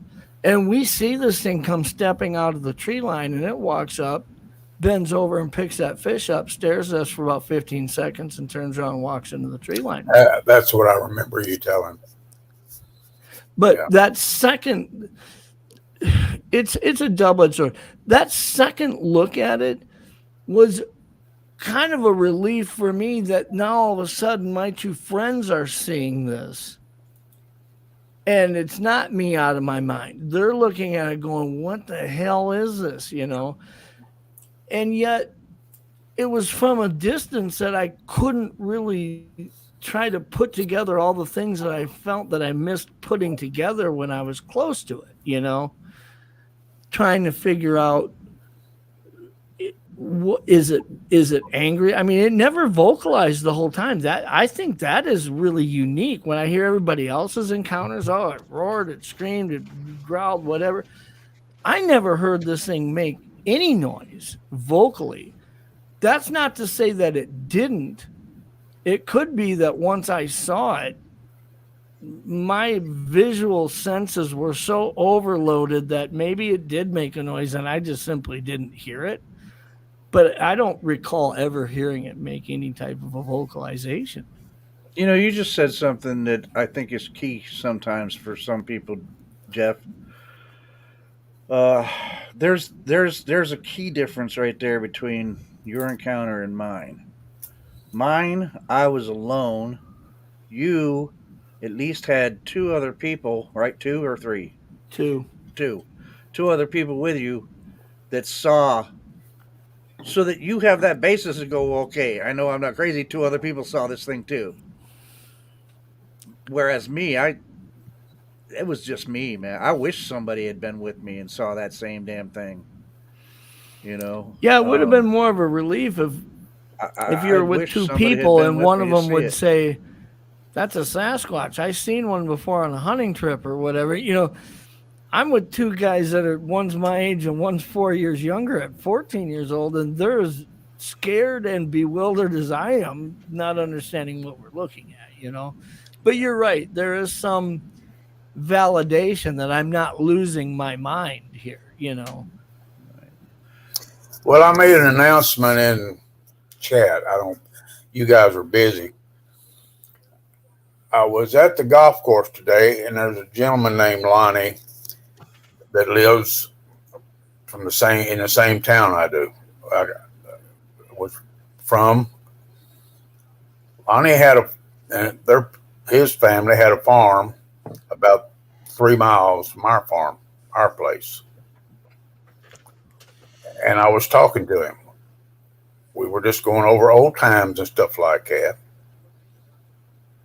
Lonnie was a big hunter like I was. Lonnie was 5 years younger than I am. And I was talking about, I said, Lonnie, I just brought it up. I said, Lonnie, did you ever see anything weird in those woods? Because I told him that I went ahead and told him what happened to me. He didn't come right out and say he saw what I saw. But he said he had 3 or 4 times when he was in the woods that he saw movement and upright, looked like something walking on 2 feet that wasn't a person and it wasn't another hunter, because his farm was like our farm, was total private land. We didn't let nobody hunt our land at all. Hold on a second, Jay. Randy, Jay's encounter happened when he was 18 years old in Kentucky. Yeah, I live 20 miles from Land Between the Lakes. And to get back to where I was saying, he didn't actually say that he didn't know what it was, but it just wasn't something, he's kind of like I did. It was something that he had never seen before. The closest encounter sighting had it was maybe 80 or 90 yards from him. That's what he said. And then we kind of veered off the subject. I could tell he was uncomfortable talking about it. So he's going to be down here for 2 more months. And I'm going to try to get him more out of him. And if I can, I'm going to try to see if he'll come on cam with me. Joe Jeff, if you want, if I get it done, I'd like to maybe one of you two shows be when I go Sure. on when it happens.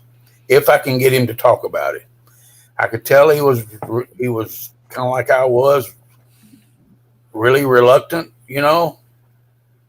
And but if I can arrange it, I'm gonna try to get him to come on and talk about it. Okay. Well, Jay, I one thing I would recommend is when you're talking to him about that, really relate to him and say, before I started talking about it, my apprehension wasn't any different than yours. But since you've been talking about it, you now understand, now that you've been talking about it, and that there is weight to that burden that you my live Lord. of not Oh, my talking Lord. about it. And you might be a little blind to that weight, but once you start talking about it and you realize, when you start the whole risk, is it worth letting other people know what's some of the risk that would come from doing that? Just really relate to him that unburdening and getting rid of that weight and finding others to be able to talk to about an encounter like that and an experience like that. There's a lot of healing that comes through that. And because that's something that I think anybody, and I should really, I'm saying this to anybody in chat or anybody listening on podcasts who's had an encounter like that. I get it. I get the reasons why people don't talk about it. For 30 years, I was in that same boat because of my career. But I can tell you right now, knowing how I feel now and the weight that was entailed in carrying that around and feeling like nobody's going to get this, being able to talk about it now, I wish I would have done it a long time ago. I really do.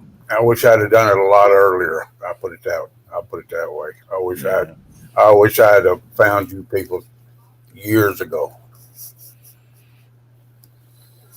But like I say, if I'm gonna talk to him, and what he does with me, it validates. I saw the friggin' thing. I know what I saw. I can see it right now. I mean, it's just like it's in front of me right now. I think it's extraordinary that his experience and his encounter happened so close to where you were. 3 miles, yeah. Their farm was 3 miles from where I live. To some extent, he should feel some comfort that's kind of related to the comfort that I had, that I'm with 2 other people and they saw the same thing that I saw. Is he's not just sharing, he's sharing this while sitting beside or in the company of somebody who experienced the same thing almost in the same place. Yeah, that's why I want to get him away from just me and him. We wasn't really in a crowd, but there was people around us, and I'm gonna take him and his wife out to dinner, and well, the first thing I'll do is bring it up, make sure he's talked to his wife about it. I won't say a word if he hadn't told her, but sure he had. Excuse me. But I want to bring it up just between him and I. Excuse me.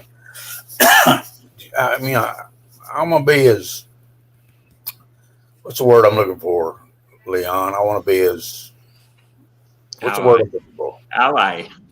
Yeah. Ally. Yeah. I want to be as comfortable and discreet as I can be. I was going to just add one thing also, Jay, is when you ask him to if you want to meet us, let him not be on live. We can do this off live with him. Yeah, we could do it backstage and we could do it backstage, maybe backstage. And once he's had the ability to talk to a few people about it and feel comfortable sharing it to 2 or 3 people, right? Maybe at that point he'll feel more comfortable doing it. That was something I had a feeling when I was talking to him. I could tell that he had never really spoken much about it. When you you can tell when somebody's uncomfortable talking about things, you know. Sure.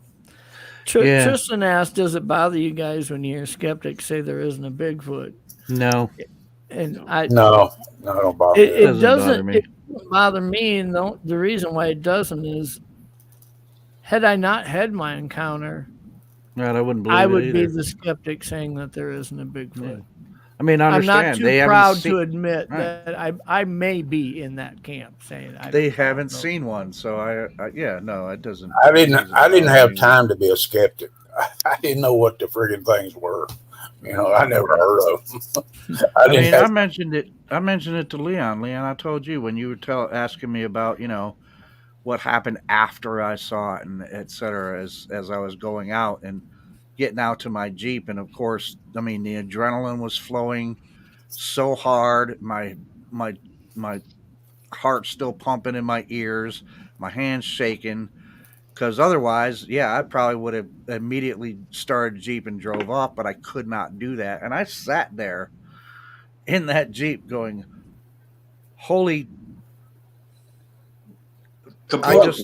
I just saw, what did I just see? I just saw Sasquatch. Nobody's going to believe this, but I just saw one. He was 40 feet away from me. I just saw a Sasquatch. There was no other box to put it in. You know, the thing that surprised me the most was I realized just how unprepared I was to actually see something like that, because I was amazed at the features of it. I was expecting to see something that looked more like a freaking ape than what he looks like. And the only box I have to put that in is a Sasquatch. How tall was it? Well, he was a good 18 inches taller than me, which would have been somewhere right around 7.5 foot or so. Yeah. Jay, what do you think? That's about the same as mine. He wasn't no 8 or 9 foot creature. He was a good, I'd say 7.5 foot, a little over 7 feet, something like that. Yeah. But he was so massive, his body. Leon, his body was so huge. It's you can't describe it. I cannot describe a person that would ever be that big. It's undescribable how big it was. Mm-hmm. I mean, it was just, his legs were so friggin' massive. If I could just, I wish I could draw my mind. I wish you guys could see in my mind right now how big that thing was. I'm working on it. I know you're working on it, brother. Leon says, we're getting there. Yeah, and you know, just the size of the thing, just the size is just like, I think that's where a lot of the fear, at least in my situation, that's where a lot of the fear came from too. Is that I think that's where the bewilderment. That big. I mean, the thing was huge, man. I mean, just like, that's where the bewilderment comes from, Joe. Is when I looked at it, the body I mass. Probably gasped. Yeah. Had this thing not had the mass that it had in the size of its chest and its legs, it would not be hard for me to say I'm looking at some human with some type of a defect. A defect that it has hair that long all over it. But the mass is what throws it completely out of comparison with what I would recognize any human to be. Even if I was to look at Eddie Hall and these, you know, the world's strongest guys, I mean, these guys are huge. They're still tiny compared to this thing. Yeah. This thing the I biggest saw, animal I've ever seen, personally.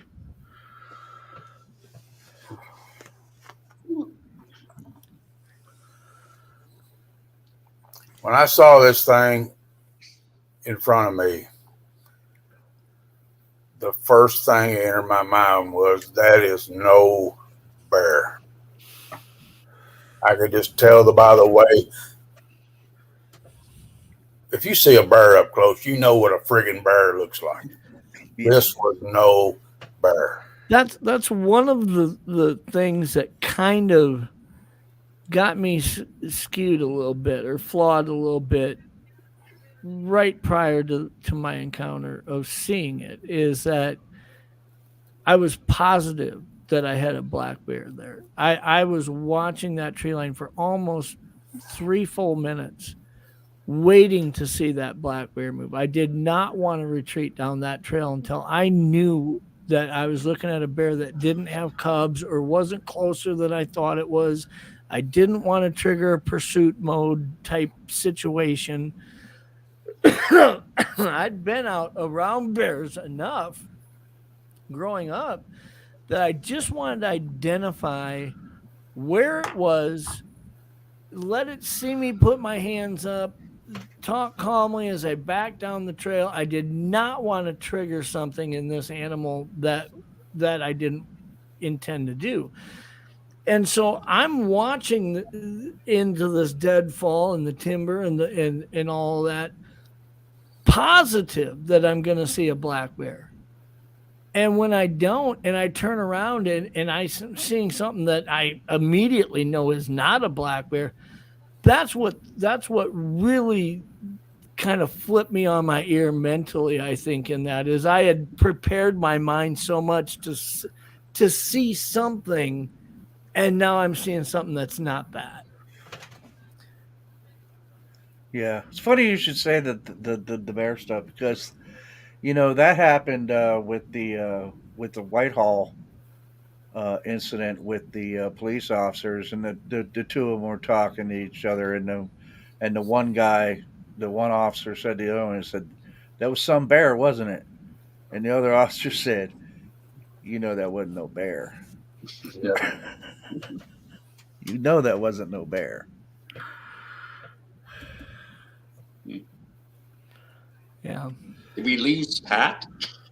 What happened to him? Yeah, earlier he was experiencing a little bit of stuff, but also we started the show with the idea that we were going to talk about some geographical parameters on the Sasquatch, phenomena. But we also knew that you never know where this conversation is going to go. And it could be that Pat just said, hey, look, if Joe and Jay and Jeff are going to be on there with Leon, maybe he chose not to click back in. I don't know, but he knows he's welcome back whenever he wants to click the link and come back in. So I'm not worried about that. But I think he was just giving us the floor. Yeah. No, that's the way. Yeah. That's awful nice of him. So, what do you think, Leon? Are all three of us goddamn crazy? We're all crazy, man. We all know what they have. Every human's crazy. It's just some. You just want to find out the reality of the degrees. situation. That's all you're trying to figure out. So, I don't know. What's the phrase? One man's garbage is other people's treasures. Yeah. So, I used to. One thing that's helped me here a little bit is that I really understand that everybody has a different way of communicating. Everybody has strong suits. Some people are good at talking in front of crowds. Some people aren't. Some people have a vast vocabulary and are articulate in the way they describe things. Some people aren't. Here we have 3 encounters that all were fairly up close. And all 3 of us come from different backgrounds. Okay, I don't have a problem talking to people. I don't have a problem putting things into words. I can't speak to Joe and Jay's ability to do that or not do that. But I can say that the 3 of us do come from significantly different backgrounds. I mean, there's some similarities. Me and Joe, we were both in the military, this and that. But, what I do for a living is different than what Joe does for a living. Jay, he's retired.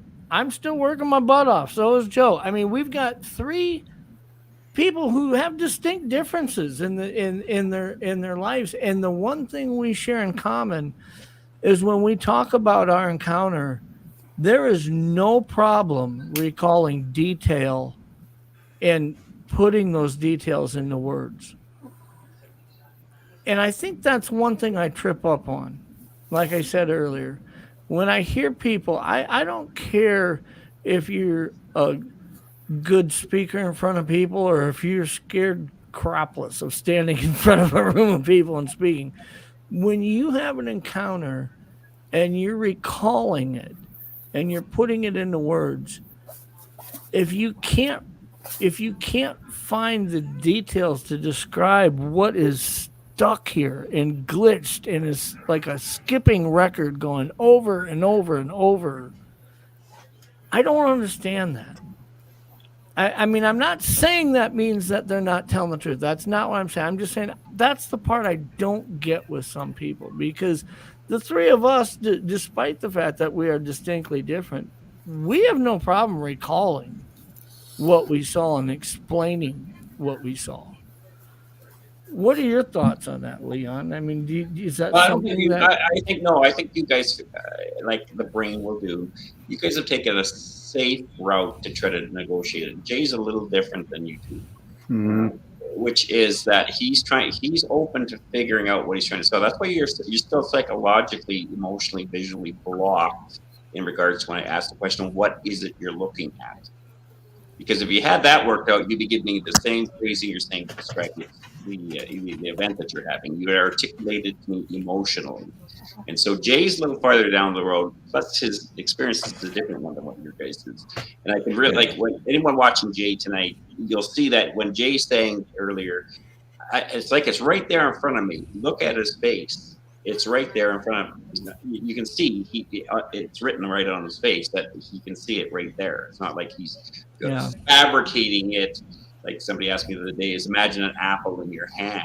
Okay, well, some people will actually see an apple that they had immediately, whereas I won't. I'll hear the word apple. I'll imagine visually what that looks like in my hand. It's not the same as when a person has a real apple in their hand. It's a different look. It's a whole different emotional reaction, a whole different response to it. And so that's all I'm trying to get you guys to be open to the idea of there's more data there that all your evidence seems to empirically point towards that you haven't got the answer yet in regards to what was it I was looking at. You're stuck on what was it I was looking at instead of trying to figure out what it is I'm looking at and narrating it. I can't do that for you. You guys have to do that. I can leave. Well, I think a lot of it is putting yourself in that place, like you said, where you were at that time. Yeah. The first time I shared my encounter on Brian King Sharp's show, and when I shared it over a year ago on Joe's show, I was there. When I explained what was happening, I mean, I felt like I was breathing humid air, like I had sand in my tennis shoes, standing on that beach. It is so surreal that it was hard to talk about how it affected my friend's little brother without actually getting teared up about it. But I think you're right. I mean, tonight I'm looking at chat and trying to make sure nobody's saying something they shouldn't or doing something that they shouldn't. That I can't. It's hard to put myself like Jay is and say I see it right in front of me right now. I do see it, but when I get to where I just turn the chat off and get rid of everything and just think about it, it gets. I wish I could get it to feel less real, to be honest with you. Well, the way to do that, though, is the problem is, and that's why I say don't think about it, reflect on it. Because it becomes when something becomes real inside yourself and you own it, you let it go. Yeah. And then you objectively can go back on the experience and analyze it. If you haven't worked that out and you keep thinking, your brain's hijacking you, taking on that hamster wheel of just thinking and rethinking. That's why you do it. You reflect on it, because reflecting is different than thinking. Thinking is just all up in your head. Reflecting is, how do I think about it? How did I feel about it? How did I emotionally react at the time? Emotion reaction, that's the one I'm trying to get you guys to when I keep saying to you, what is it you're looking at? I'm trying to get your emotional reaction, not your feeling reaction. Your feeling is how you're emotionally going to react to it in regards to feelings. And then your brain's going to come up with some kind of thing. Your brain doesn't work from your cognitive to your emotional, then your primal. It works from primal, emotional, then your cognitive. So you're already peaked emotionally, but most people aren't trained to slow things down. Are you okay? Are you having a heart attack, Jay? Or we get a my legs. It's pulled my hamstring and it's tightened up on me laying Oh, I here. love that. Yeah. It tightened up well. I've been in this position, one position too long. You got to stretch before this show, I Jay. know. I get what you're saying, Leon, because that's why for some of us, and like an example is when Jay has told his encounter. I can when I go into the details of telling the whole thing from start to finish. Yeah, sometimes it gets hard because you can feel those same emotions welling up as if you're right back there again. And so some people have a hard time, and it's like I will go through my encounter and I will talk about it like in this format, like here. Because if I think it's going to help somebody, I'll deal with that. But sometimes it is hard, man. It's like because you're reliving something, at least in my case, and in Jay's case, and in Jeff's case. I mean, there's something that there was some trauma involved of some sort. Right, and that's how you deal with trauma. Is you have to remember your brain when you have a traumatic experience of the unknown, with something you're not familiar with. Your brain, again, one of your executive functions in the mind is to regurgitate the story 1,000 times till you get all the chances, options, what it could be. It doesn't matter what the event is that you have the duress and the stress from, but to me, the key part when you're working with PTSD or a memory like that is that's what stops you for years from going and letting it go, is because you don't have a narration. And the only way you get an emotional narration to it, you have an analytical narration about the whole story. It's your safe pocket. So when you guys are online sharing a lot of times, and even when Jay first started his story out into the big world, into this world, verbally saying it out loud, it's like he's saying, I saw a big Sasquatch in the back of a moose. Yeah, whatever. If that doesn't sound Looney Toony, I don't know what does. But the key part is I have to demystify the fear of it, because the empirical evidence says I survived it. The reality is it never attacked me. It didn't kill me. It could have easily killed me. All three of you say the massive size. That's one theme all three of you say. You just can't believe the massiveness of it. So it's not that you saw a Sasquatch that freaked you out. You never see anything that's that big with that big of a mass that looks so humanoid. That's what's freaking me out. And so when I'm asking you, what is it you're looking at? That would be an expression I'm trying to get you guys subconsciously to allow yourself to say, what the hell was I looking at? Instead of, what the hell was I looking at? I don't know. See, that's a blocker when you think like that. Instead of being inquisitive about it, and you just get pregnant with the idea, you let it down into your system, and your system will start. And that's one reason I wanted to get you guys kind of overlap with each other, is because I can tell you're starting to feed off each other. Not your stories, but it's helping you remember things because someone else is saying something else, and you're also refocusing. And again, there's healthiness in numbers, and I what makes me interested in Bigfoot thing isn't the Gimlin tape, isn't the Sasquatch people, the Sasquatch YouTube channels, the subscribers. None of that interests me at all. What interests me is how your guys' brains have been affected by something like this. That's what really amazes me. I don't think everyone thinks we're crazy. I don't know how many people in their lives. Of course they do. I'm going crazy, that's normal. To second guess yourself is normal. That's your executive functions in your brain. But the thing is, when it's something that seems to be reality that's happened to you, not fabrication to you, or prior PTSD you're projecting onto a new situation of the unknown, the narration's always the same with you guys. And so that's what really makes me curiously believe you guys more, is because I don't see any flaw in the way how you're articulating it. You're not saying it like a storyteller. You're not using distant language, or that's not quite called distant language. But usually, if a person is being a little deceptive when they're telling the story, I won't even use the word deceptive. Say a person's trying to exaggerate their story, they'll use what's called, in a way, a form of like distant languaging. So it sounds very similar to what a person would say, but the story's out here when they're saying it in the narration they're providing for you. I can't give you an example right now to help you. But other people who own it, you'll notice, again, you'll see that Jay, as he's talking, they're holding his finger up, waiting for me to shut up. No. You can see that he gets right back there. Joe, you do the same thing. You go, whoa, whoa, whoa, right?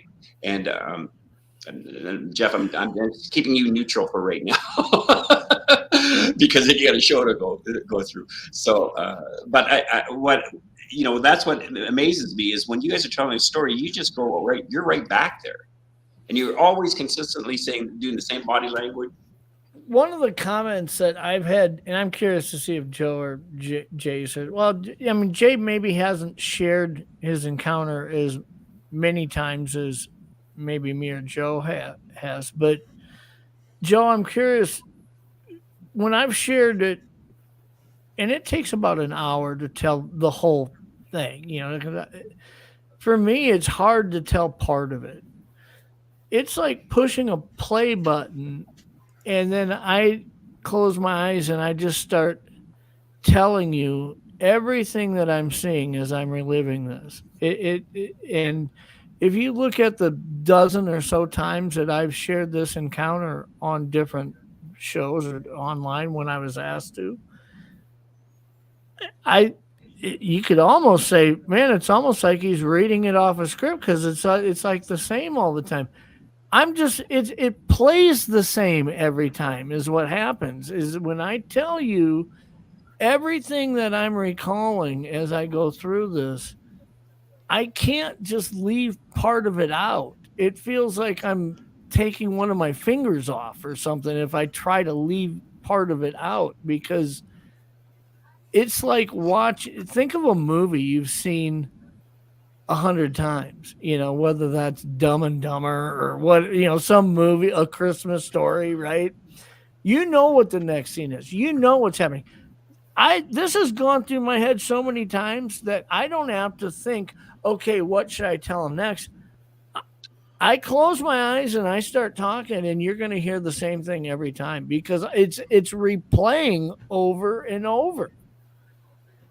Well, and that's the key part that again, if you look at if somebody's saying too much information, so for instance, say the person's not like you and they're a storyteller or whatever like that. The thing is, over time, every time they share that story, it changes. Pieces are added. The story's more, not say fabricated, but the exaggerated and all that kind of stuff. But you guys always say the same story over and over and over and over and over and over and over again. So why is your brain doing that instead of doing what most people who would be deceptive would do or storytellers would do, which is expand on the story? You guys have never yet expanded on the story. So, Jay, there's only one way it goes, man. I mean, yeah. The only fog that I have of that day was after that thing got out of my sight, I sat there on that stump. I know it was 20 minutes, might have been a little shorter, might have been a little longer. Of course, I wasn't timing it. But that was the only fog I had about the whole incident because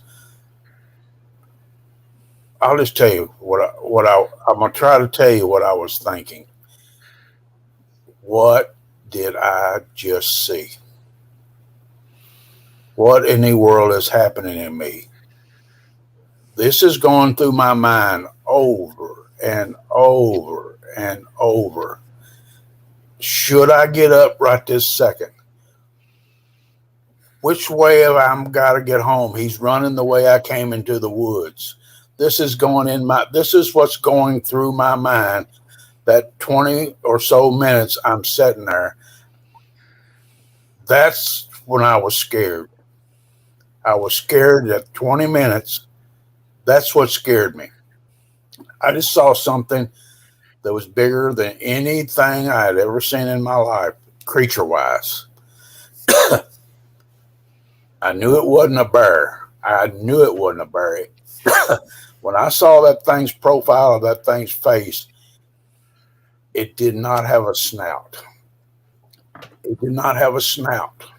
Bears have snout.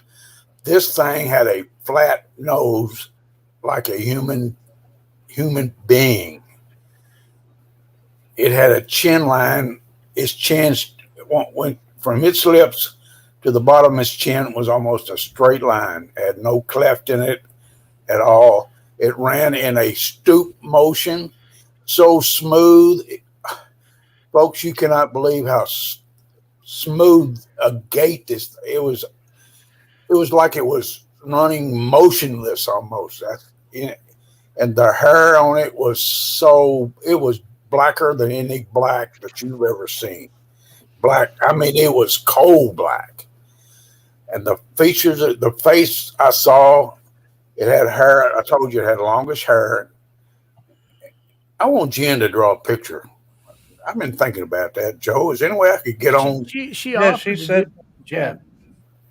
I like maybe her get on one of your shows and get with her, maybe in the background, and her and I, and just let her draw a picture of what I'm seeing. I can Sure. see that thing.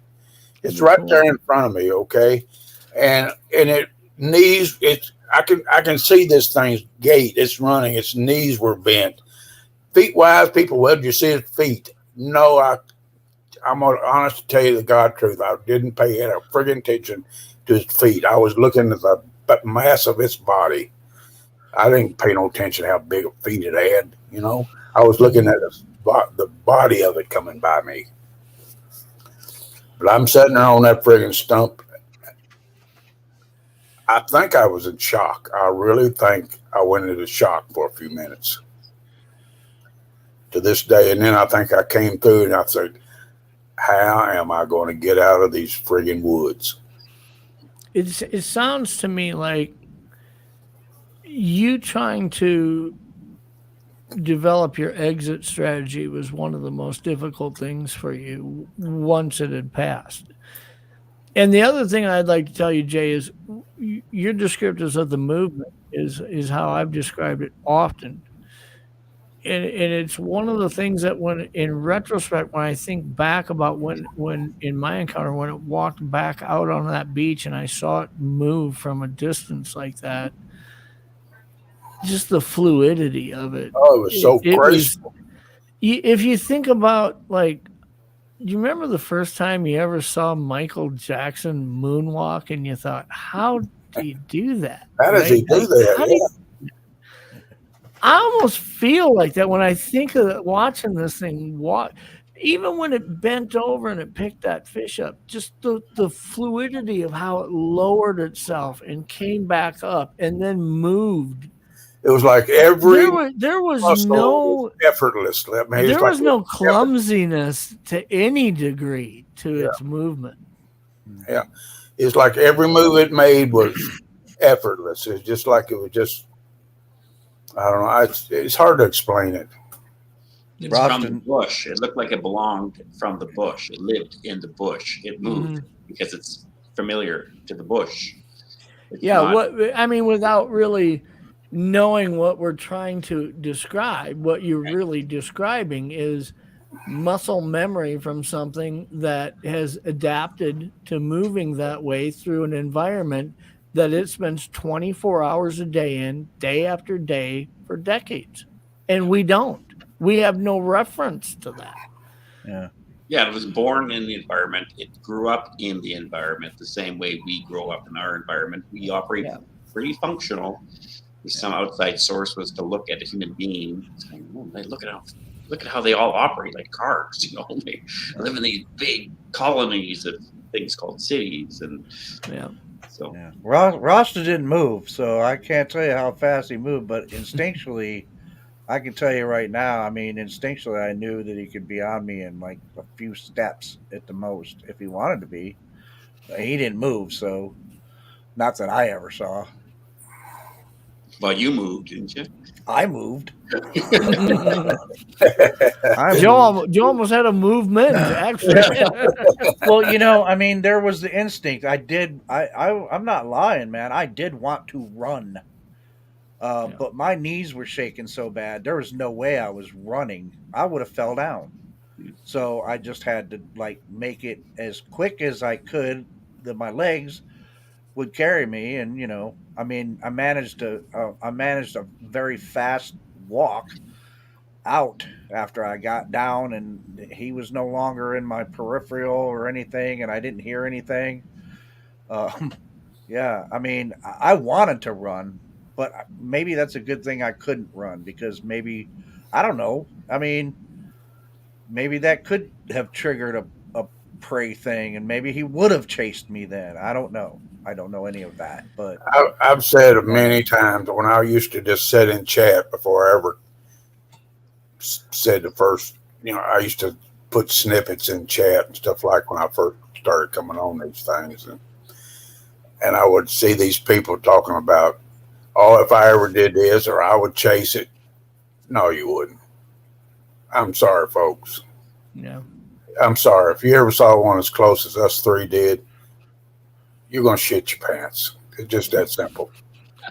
Well, it is interesting, Jay, that for you, you had to figure out how you're going to get home. This thing was moving the direction that you need to travel.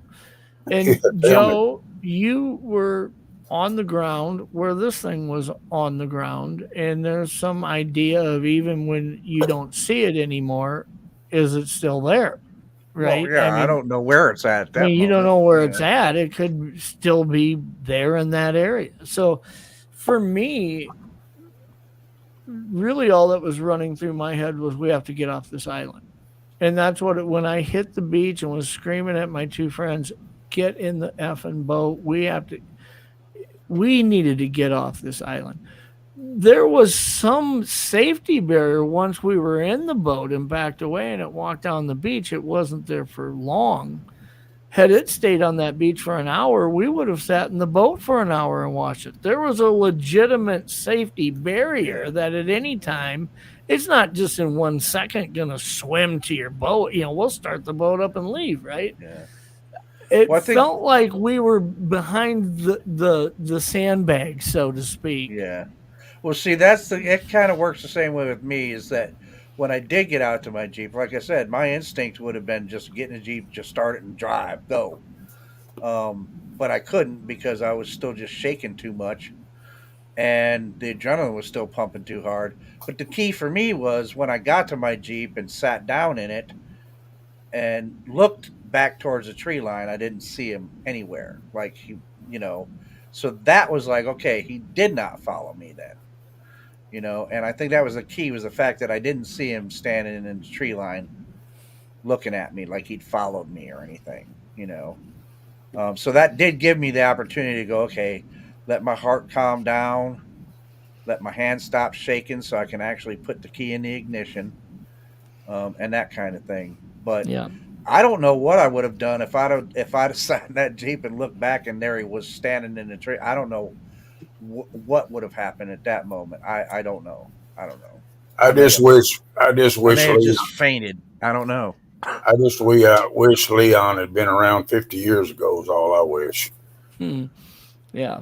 It's been nice to have. I was around 50 years ago. I He was was only 9 years old. Though. Yeah, was he seeing it. didn't quite have the repertoire to help you deal with it yet. Well, Yeah. how about maybe 25 years ago then? Yeah, I wish I was 25 years ago. Yeah. Well, I'll tell you guys, I got to get this plane landed. I appreciate you showing right, up buddy. and Appreciate it. joining us. Let me say, I've been wanting this for a long time. As us three guys be on with Leon at the same time. I've just been wanting that so bad. Yeah, I think at some point we're going to have to do this again. And maybe like Leon says, maybe in more of a neutral setting. It is a little distracting for me hosting a show and trying to make sure everything doesn't come undone while we're online here. But it would be interesting to do that. And if you guys are open to it, we should probably talk a little bit and figure out a time to do that. But yeah, I think you three would give a lot of great education to people if you just do your story, but you do it all at the same time on a level, emotional feel.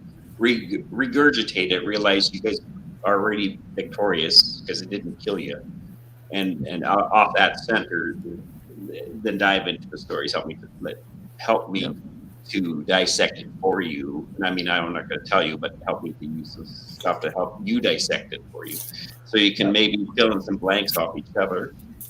and also maybe your own insights that will come up. Because every time Well, you if you- say it, there's something, if it's the right people, it'll jog something in your brain.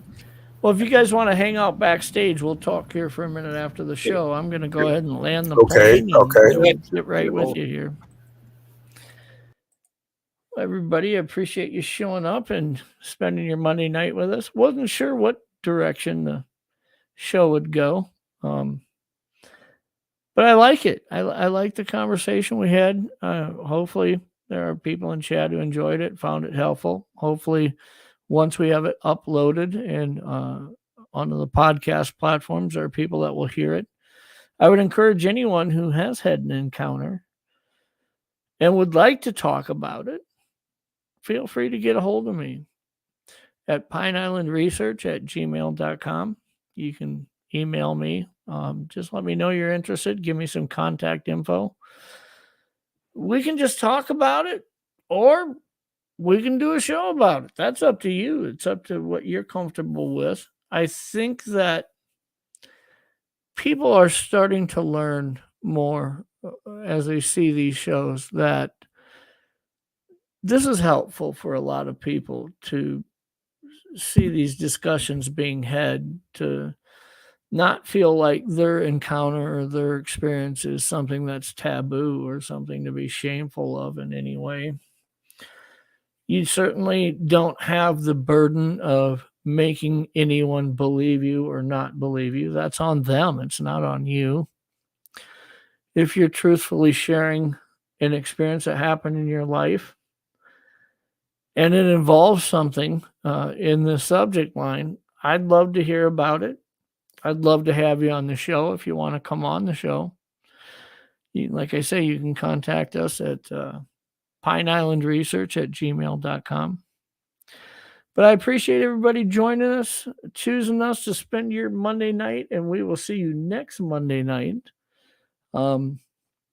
We will get Shane Corson on the show here over the next couple of weeks. We'll schedule a time for him to come back and get on.